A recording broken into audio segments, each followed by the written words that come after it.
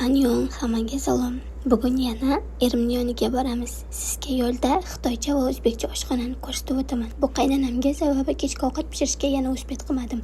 Bu Texas, bu Pusandagi Texas degan joy. Bu yer xitoycha massaj qiladiganmi, shunaqa ish qilib, bu Xitoy oshxonasi, lekin kirib ko'rmaganman.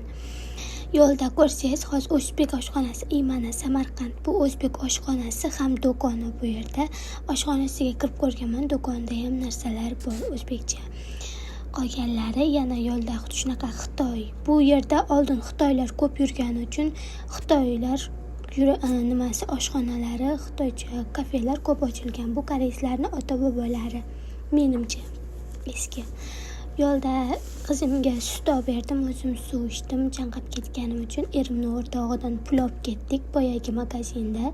Yo'ldan telefon sotganmi, bu yerda oyna ham bor ekan. Men yurgan joyda doim oyna bo'ladi. Bu amaki esa erimni do'sti desa ham bo'ladi, yonida ishlaydigan.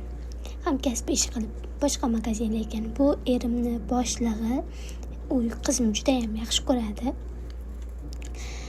Qizim shunaqa qilib dadasining yoniga borib, ozroq asabini buzdi, ishiga xalaqit berib va o'zi meni asabimni buzib ko'chaga chiqib ketibdi yana. Magazindan chiqib ketibdi anarog'i. Ozroq shamollab ventilyator yonida o'tiray desam, shunga ham qo'yishmaydi. Bu ham erimning o'rtog'i desa ham bo'ladi. Ya'ni yonidagi magazindagi opa, qaynonamning o'rtog'i. Oldin qaynonam magazinda, telefon magazinda ishlagan. Qaynonamning o'rtog'i bunga pul beryaptimi ish qilib.